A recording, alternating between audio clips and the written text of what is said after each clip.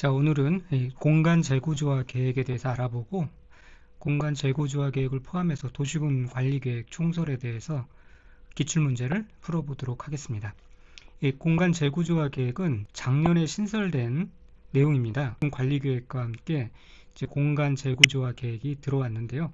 정의를 먼저 보면은 공간 재구조화 계획이란 것은 토지의 이용 및 건축물이나 그 밖의 시설의 용도, 건폐율, 용적률, 높이 등을 완화하는 용도구역의 효율적이고 계획적인 관리를 위하여 수립하는 계획을 말합니다. 자, 정의에서도 알다시피 여기서의 가장 큰 키워드는 완화라는 거거든요. 기존의 도시군 관리계획이 뭔가 계획적인 관리를 위해서 규제 일변도로 되어 있고, 그래서 어떤 경우는 도시의 또 어떤 구역의 발전을 좀 제한하는 그런 성격이 있어요. 그러다 보니까 이것들을 그 도시군 관리계획 자체를 고쳐가지고 계속 뭐 규제를 좀 더 풀어준다 그러면은 누더기가 되기 때문에 고민하다가 아예 공간 재구조화 계획이라는 새로운 계획을 만들어 가지고 그 도시군 관리계획의 어떤 그런 규제나 강화된 규율들을 약간 좀 완화해주는, 그래서 도시 발전을 활성화시키는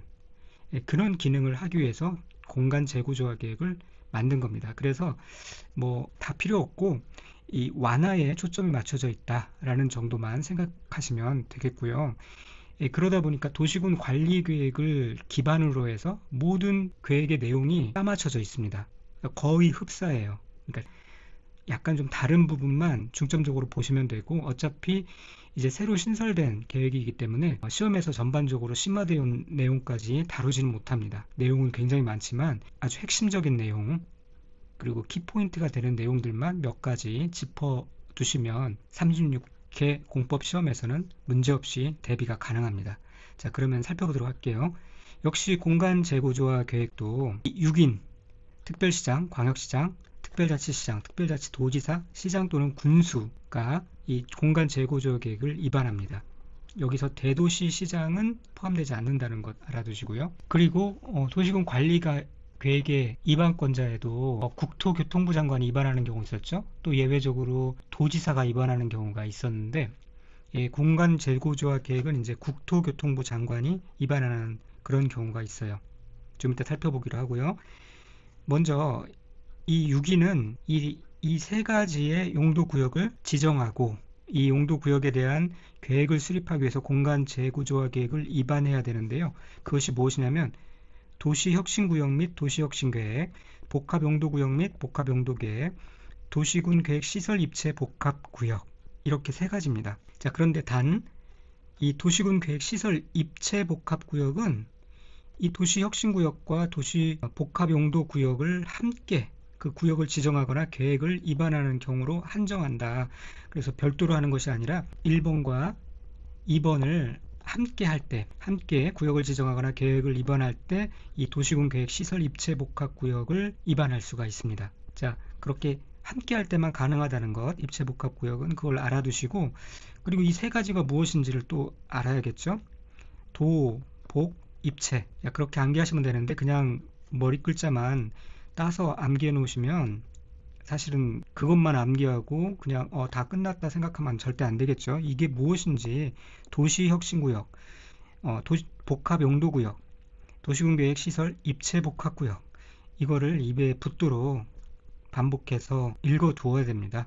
그래야 헷갈리지 않고 정확하게 내용을 파악할 수가 있습니다. 아까도 말했듯이 공간 재구조화 계획의 이런 위반 사항과 관련해서는 도시군 관리계획의 위반 절차를 준용해요. 그래서 거의 따다가 이것을 만들었습니다. 그리고 국토교통부 장관도 위반할 수가 있는데 이 6인의 요청에 따라서 공간 재구조화 계획을 위반할 수가 있습니다. 그 다음에 도시군 관리계획에서와 마찬가지로 위반 제한 제도가 있는데요.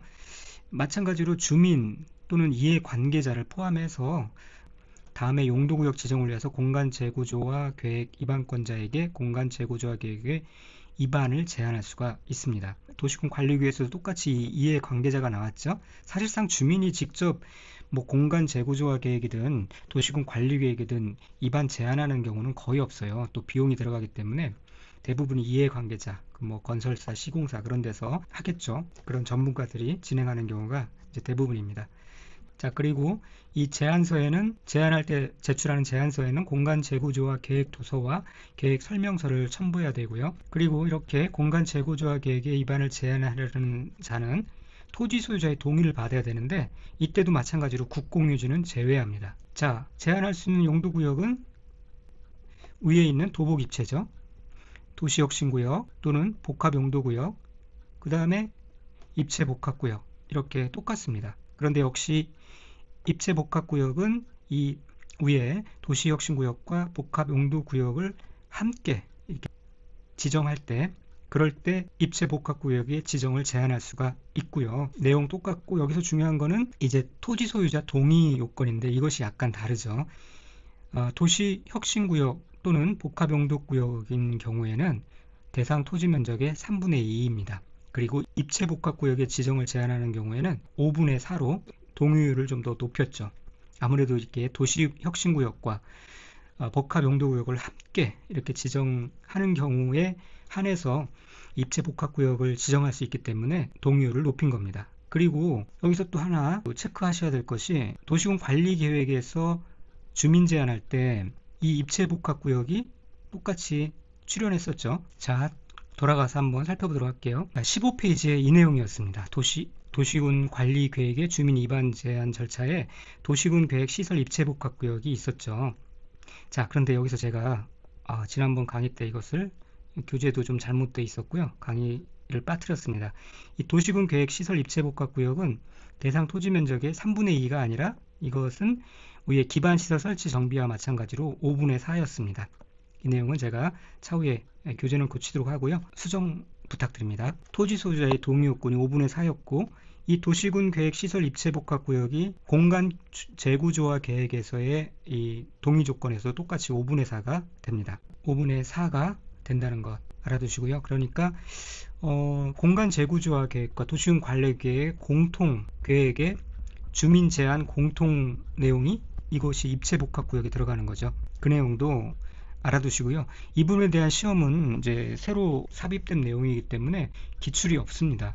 그런데 이런 것들이 기출이 될 수가 있겠죠. 그리고 똑같이 도시군 관리계획과 마찬가지로 45일 이내에 공간 재구조화 계획의 입안 반영 여부를 제안자에게 통보해야 되고 1회 한해서 30일을 연장할 수가 있습니다. 그리고 공간 재구조화의 내용에는 이제 이런 것들이 있는데 이런 걸 한번 읽어보시면 되고 또 수립을 위한 기초조사 같은 경우도 도시군 관리계획의 절차를 준용하니까 별다른 포인트는 없고요. 5년 이내에 기초조사를 실시한 경우 생략할 수 있는 것도 똑같고 그 다음에 이제 결정에 있어서는 시도지사가 직접 시장군수의 신청에 따라서 결정하고 국토교통부 장관이 입안한 공간 재구조화 계획은 국토교통부 장관이 결정합니다. 그리고 심의 절차도 이제 도시군 관리계획과 기본적으로 같은데 도시군 관리계획과 약간 다른 부분이 이 30일까지는 같은데 도시혁신구역의 지정을 위한 공간 재구조화의 결정은 금밀 기준으로 10일 이내에 의견을 제시해야 한다. 이 내용이 도시군 관리계획에는 없었던 내용인데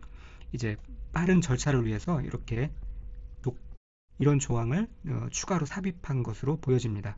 도시혁신구역의 지정을 위한 공간 재구조화 계획의 결정의 경우에는 금물 기준으로 10일 이내에 의견을 제시해야 한다.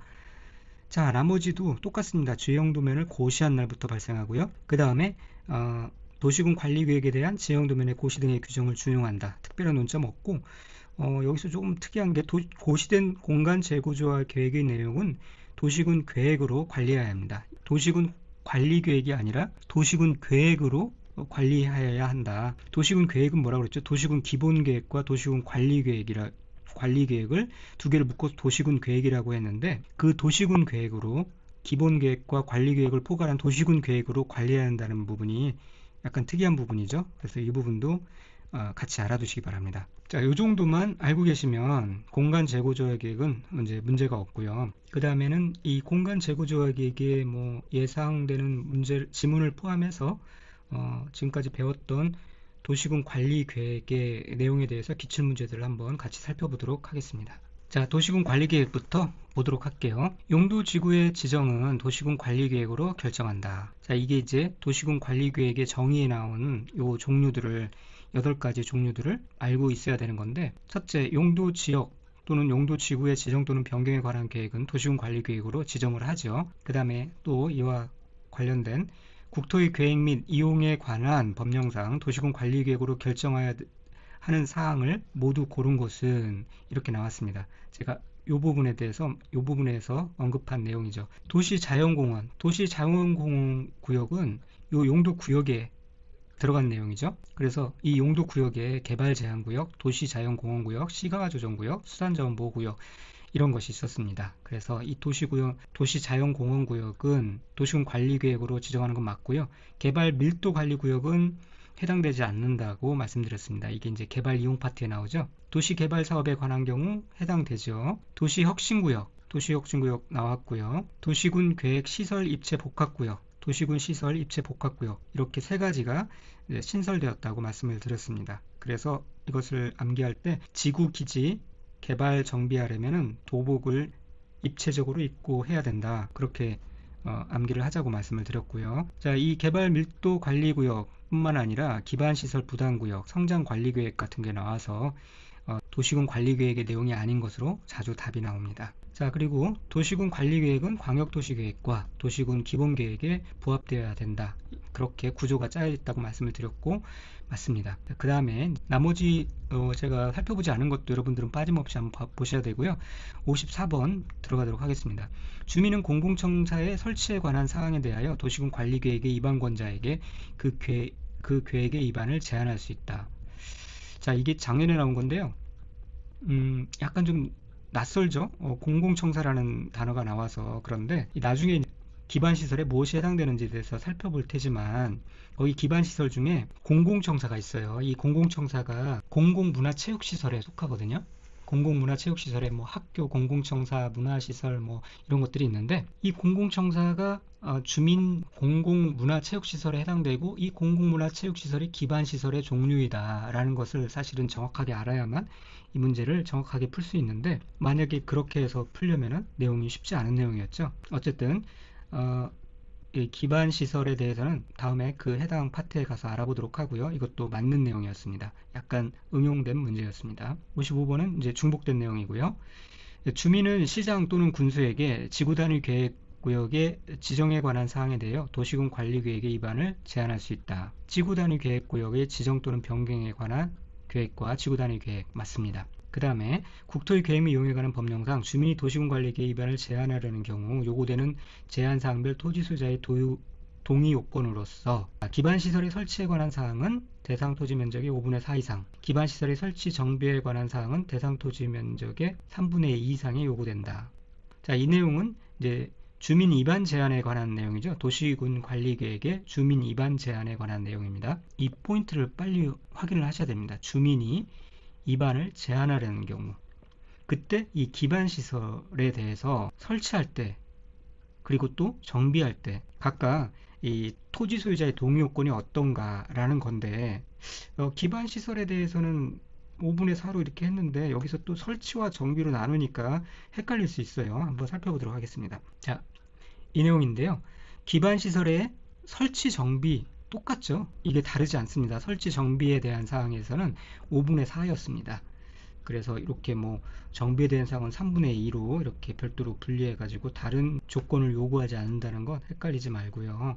또 주민은 산업유통개발지구의 지정에 관한 사항에 대해서 도시군 관리계획의 위반권자에게 도시군 관리계획 위반을 제한할 수 있다. 산업유통개발진흥지구 네, 맞습니다. 기지, 산지, 입체하자 그렇게 얘기했죠. 주민 제한은 맞는데 역시 이 문제에 대해서도 작년에 그러니까 35회에 약간 심화된 내용을 또 문제에 출제했습니다. 어떻게 했냐면 주민은 상업지역에 산업유통개발진흥지구를 지정해 줄 것을 내용으로 하는 도시군 관리계획의 위반을 제한할 수 있다. OX 나왔는데 답은 X입니다. 안 되죠. 그래서 여기 보면은 산업유통개발진흥지구의 제한 요건은 별도로 이렇게 다음 요건을 갖춘 지역으로 합니다. 그래서 제가 이 부분은 심화된 내용이고 굳이 학습할 필요 없다라고 말씀을 드렸는데 뭐 지난해에 나왔기 때문이기도 하지만 사실은 이 산업유통개발지구를 상업지역에 제한한다? 이 상업지역은 이미 개발이 성숙이 잘 된 곳이죠. 거기에 뭐 산업유통개발지구 이런 걸 설치한다는 게 이런 것들을 입지하게 한다는 것이 맞지가 않잖아요. 산업유통개발지구는 그 상황에 맞게 이 생산관리지역이나 계획관리지역, 자연녹지지역 이런 데서 하는 거예요. 보전관리, 이렇게 규제가 심한 곳이나 생산녹지, 상업지역 이런 데서는 입지시킬 수 없는 곳이죠. 그러니까 이것은 사실 상식적인 그런 테두리에서도 충분히 답을 찾을 수 있는 그런 내용이었습니다. 자, 그 다음에 국토의 계획 및 이용에 관한 법령상 시가 조정구역의 지정 및 변경에 대한 사항은 주민이 도시군 관리계획의 위반권자에게 그 위반을 제한할 수 있는 사항이다. 시가 조정구역은 여기에 없었죠. 그러니까 틀린 내용이고요. 동의요건 나오는데 국공유지는 제외된다라고 말씀을 드렸고요. 국제도포 쭉 한번 보시고 그 다음에 도시군 계획 위반을 제한받은 자는 도시군 관리계획의 위반 및 결정에 필요한 비용을 제한자에게 부담시킬 수 없다? 이런 거는 조문에 이런 없다라는 문장이 나올 리가 없겠죠. 일단 이런 문장에 없다라는 키워드가 눈에 보여야 되고요. 이걸 틀린 답으로 골리실 수 있어야 됩니다. 전부 또는 일부를 제한자에게 부담시킬 수가 있습니다. 도시군 관리계획으로 위반하려는 지구단위 계획구역이 상업지역에 위치하고 있는 경우에는 재해 취약성 분석을 하지 아니할 수 있다. 이 내용은 이제 기초조사의 생략사유에서 나오는 것인데 다시 한번 잠깐 보면은 기초조사를 실시하지 아니할 수 있는 요건에 해당되는 이 7가지는 환경성 검토와 토지적성 평가와 재해 취약성 분석을 실시하지 아니할 수 있는 요건의 공통사유라고 그랬죠. 공통분모가 되는 겁니다. 그러니까 이 지구단위 계획구역이 도심지, 즉 상업지역과 상업지역에 연접한 지역에 위치하는 경우에는 기초조사를 실시하지 아니할 수 있고요. 또 따라서 환경성 검토, 토지적성 평가, 재해 취약성 분석을 실시하지 아니할 수 있습니다. 맞는 답이죠. 그 다음에 국토의 계획 및 이용에 관한 법령상 도시군 관리계획을 위반할 때 환경성 검토를 실시하지 않아도 되는 것에 해당되는 것만을 모두 고른 것은, 자, 환경성 검토는 이제 여기에 나오는데요. 기초조사 생략 사유 플러스 이 환경영향평가법에 따른 전략 환경영향평가 대상인 도시군 관리계획을 위반하는 경우, 그러니까 이 기초조사와 요 사실상 요 한 가지만 추가된 것 이외에는 환경성 검토를 해야 된다는 거예요. 3, 4년마다 하나씩 나올 수 있는데 그때 이제 어렵게 나오는 경우는 사실상 맞추기가 힘들다라고 말씀드린 것에 해당되는 문제입니다. 이런 문제를 맞추려면은 기본적으로 이제 이 기초조사를 실시하지 아니할 수 있는 요건을 정확하게 사실은 알고 계시면 돼요. 이것을 암기하긴 힘들겠지만 눈으로 이렇게 익히는 거죠. 그 페이지에, 이 횟수공법의 페이지에 어느 지점에, 요 하단이겠죠? 요 하단에 어느 지점에 이런 내용들이 있다는 것, 그리고 환경성 검토가 있고 토지적성 평가가 있고 재해 취약성 분석이 있는데 이 환경성 검토와 기초조사 외의 내용들이 이런 내용들이 여기에 있다. 이런 감을 익히시면은 이런 문제들을 이제 풀 수가 있는 거죠. 그렇지 않으면은 좀 쉽지 않을 겁니다. 이 재발 제한 구역 안에 기반 시설을 설치하는 경우는 토지적성 평가를 실시하지 아니할 수 있는 요건에 해당돼요.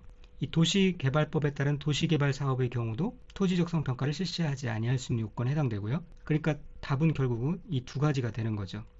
디귿은 무엇이냐면 해당 지구단위 계획 구역 안의 나대지 면적이 구역 면적의 2%에 미달하는 경우, 바로 기초조사를 실시하지 아니할 수 있는 요건이죠. 그러므로 이제 이것이 환경성 검토를 실시하지 아니할 수 있는 요건에 해당됩니다. 여기서 기역 니은입니다.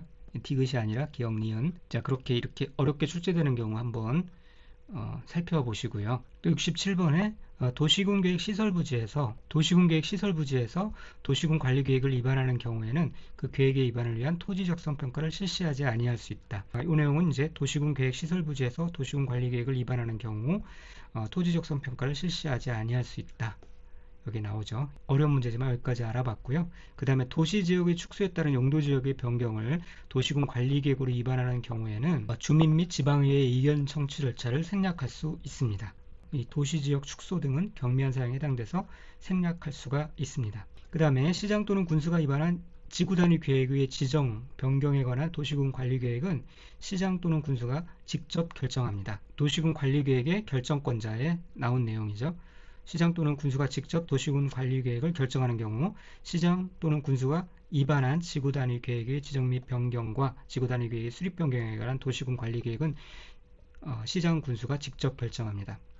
자, 한번 쭉 보시고요. 그 다음에 72번 시가와 조정구역의 지정 및 변경에 관한 도시군 관리계획은 국토교통부 장관이 결정한다. 자, 이 부분도 자칫 잘못하면은 공부해놓고도 틀릴 수가 있는데요. 자, 도시군 관리계획 결정권자에서 예외적인 결정권자로 국토교통부 장관이나 해양수산부 장관이 나오는데, 국토교통부 장관이 결정하는 경우 국토교통부 장관이 입안한 도시군 관리계획, 그 다음에 개발 제한구역의 지정에 관한 도시군 관리계획, 또 세 번째로 국가계획과 관련된 시가와 조정구역이 있었어요. 그래서 이 시가와 조정구역은 맞는데 그냥 이렇게 단서 없이 시가와 조정구역은 국토교통부 장관이 결정한다 라고 하면 틀린 겁니다. 왜냐하면 단서가 분명하게 국가계획과 관련된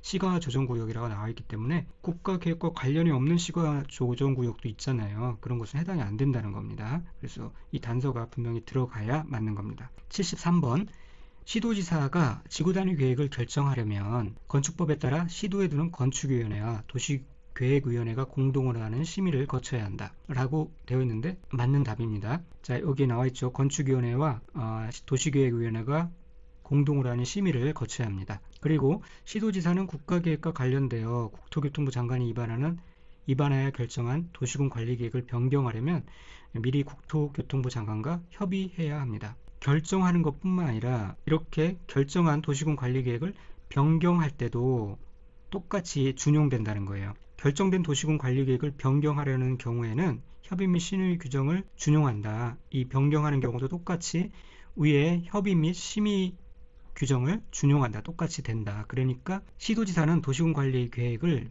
결정이 아니라 변경하려는 경우에도 관계 행정기관의 장과 미리 협의를 해야 된다는 거예요.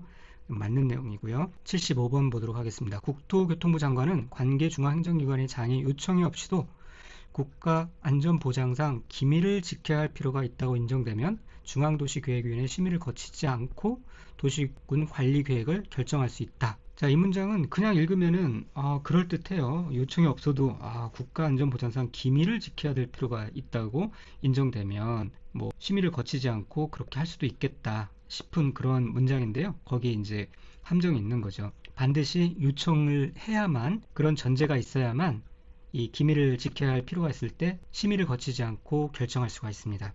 여기 나왔죠. 국방 또는 국가안전보장상 기밀을 지켜야 할 필요가 인정되면 관계 중앙행정기관의 장이 요청할 때만, 그럴 때만 그 절차를 생략할 수가 있습니다. 이런 부분도 실수하지 않도록 잘 읽어두시고요.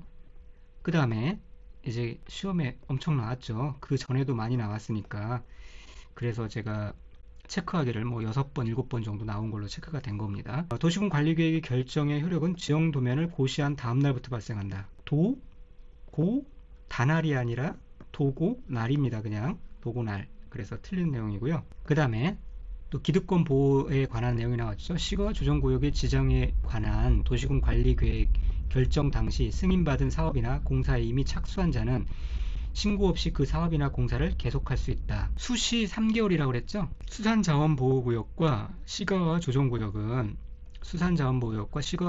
조정구역은 만약에 이미 그 도시군 관리계획 결정 당시에 공사에 착수, 사업 또는 공사에 착수한 경우에는 공사를 계속할 수 있어요. 그런데 그렇게 할 수 있으되 3개월 이내에 신고를 해야 된다고 그랬죠. 그래서 수시 3개월 신고, 수시 착수하면은 3개월 내에 신고를 해야 되고요. 그것이 개정돼서 뭐라고 그랬죠? 개발법과 정비법은 그것이 개정돼서 착수 30일 이내에 신고해야 된다라고 그렇게 말씀드렸죠. 그래서 신고 없이라고 하면은 틀린 겁니다. 3개월 이내에 신고하고 계속할 수 있습니다. 자, 그리고 이제 도시군 관리계획을 조속히 입안해야 할 필요가 있다 그러면은 함께 입안할 수 있다라고 얘기를 했고요. 함께 입안할 수 있다라고 말씀드렸고, 나머지 읽어보시고 그 다음에 공간 재구조화 계획으로 넘어가도록 하겠습니다. 여기에서는 이제 기출문제가 없어서 예상 문제를 몇 가지만 뽑아본 겁니다.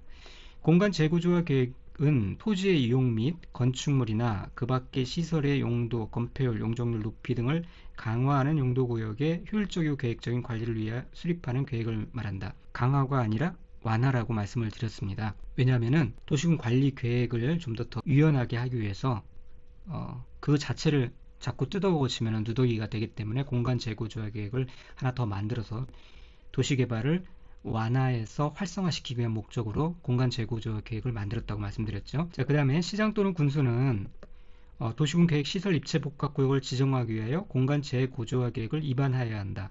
도복 입체라고 해서 만든 것 같은데, 이 도시군 시설 입체 복합구역은 단서가 이 도시혁신구역과 복합용도구역을 함께 구역을 지정하거나 계획을 위반하는 경우로 한정한다라고 말씀드렸죠. 그래서 이렇게만 나오면은 틀린 문장입니다. 주의하셔야 되고요. 그 다음에 공간 재구조화 계획은 국토교통부 장관, 시도지사, 대도시시장이 결정한다.